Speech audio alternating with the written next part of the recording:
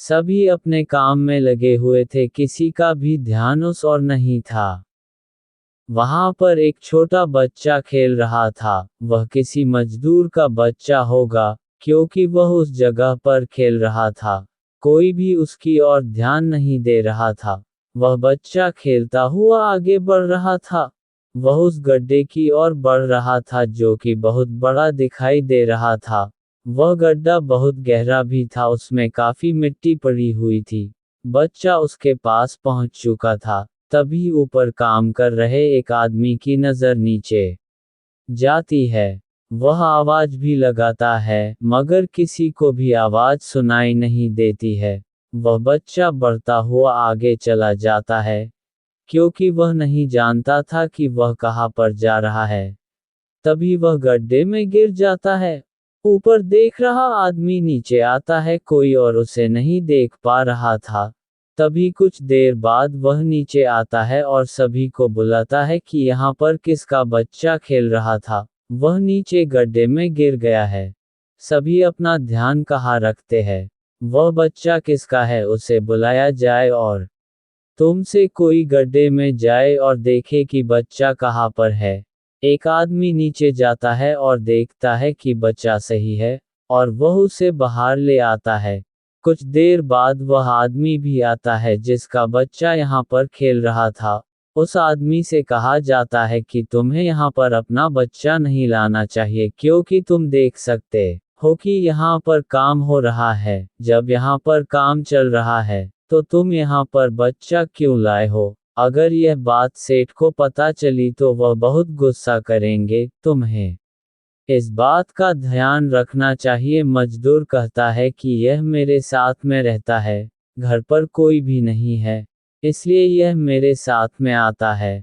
हम दोनों अकेले ही रहते हैं, इसलिए मुझे इसे साथ में रखना होता है। ये बात मुझे भी पता है कि मुसीबत आ सकती है, मगर मैं इसमें क्या करूं, इसलिए साथ में लाता हूँ। कुछ देर बाद सेठ भी आ जाते हैं। वो देखते हैं कि काम बंद हो चुका है।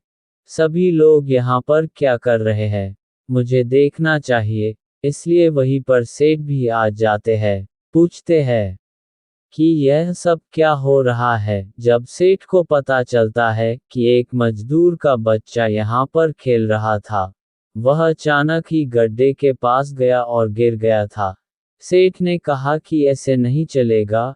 जब तक तुम यहाँ पर बच्चे लाते रहोगे तब तक तुम यहाँ पर काम नहीं कर सकते हो, क्योंकि अगर कुछ हो जाता है तो इसकी जिम्मेदारी कौन लेगा। ये बात आपको पता होगी कि हम सब ये पर काम करते हैं, कोई भी परेशानी में आ सकता है।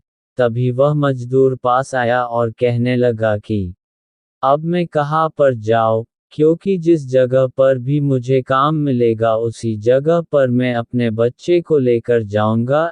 ऐसा नहीं हो सकता है कि मैं इसे घर पर छोड़ आऊं, क्योंकि घर पर इसे देखने के लिए कोई भी नहीं है। तभी सेठ ने कहा कि अब हम इसमें क्या कर सकते हैं, तुम खुद ही बताओ। अगर तुम काम करते हो तो बच्चे को कौन देखेगा। अगर यह किसी परेशानी में आता है तो तुम्हें इसका ख्याल रखना होगा, मगर कहीं ऐसा नहीं हुआ तो तुम खुद ही सोच सकते हो। मजदूर कहता है कि अब मैं क्या करूं, मुझे समझ नहीं आ रहा है। अगर मैं काम करता हूं तो इसे कौन देखेगा, अगर नहीं करता हूं तो इसका पोषण कैसे होगा, कुछ समझ नहीं आ रहा है। हम क्या कर सकते हैं। ऐसा कोई भी काम जो मुझे मिल जाए जिसे मैं इसका ध्यान भी रख पाऊं, ऐसा काम मुझे कहाँ मिलेगा। सेठ ने कहा कि तुम मेरे साथ में आओ, मैं कुछ करता हूँ, शायद तुम्हारी परेशानी दूर हो सकती है। सेठ उसे अपने साथ ले गया था। उसके बाद सभी मजदूर काम करने लग गए थे। सेठ ने कहा कि तुम मेरे यहाँ पर काम कर सकते हो, इससे कोई भी परेशानी नहीं होगी। सेठ ने उसे अपने घर पर काम दिया था। वह उनके घर की रखवाली कर सकता था, इससे वह अपने बच्चे की देखभाल भी कर सकता था, और वह सेठ के घर की रखवाली भी कर रहा था। सेठ ने कहा कि तुम्हें ईमानदारी से काम करना होगा, जिससे तुम्हें काम मिलता रहेगा, इससे तुम्हारा जीवन भी सुधर जाए। वह मजदूर ईमानदारी से काम कर रहा था। एक दिन मजदूर ने देखा कि एक चोर उनके घर पर आ गया है। मजदूर ने देखा कि सेठ सो रहा है, तभी मजदूर ने चोर को पकड़ लिया था। उसके पकड़ने के बाद मजदूर ने शोर मचा दिया था। सेठ ने देखा कि चोर पकड़ा गया है।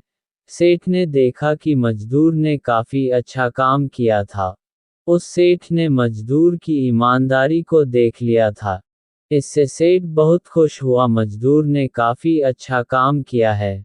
सेठ ने उस मजदूर को हमेशा के लिए रख लिया। मजदूर के काम से सेठ को लग रहा था कि आज की दुनिया में भी बहुत अच्छे लोग रहते हैं। सेठ मजदूर के बच्चे के लिए भी बहुत अच्छा काम कर रहा था। उसने उसके बच्चे को ठीक रखने के लिए सभी इंतजाम कर दिया था। हम सभी अगर किसी की मदद करते हैं तो इससे उनका जीवन भी सुधर जाता है। अगर आप भी ऐसा करते हैं तो शायद हम दूसरों का जीवन सुधार सके। अगर आपको ये कहानी पसंद आई है तो आगे भी शेयर करें और कमेंट करके हमें भी बताएं। वीडियो अच्छी लगी हो तो वीडियो को लाइक करें। दोस्तों, अगर आपको इसी तरह की कहानी सुनना पसंद है तो चैनल को सब्सक्राइब जरूर करें।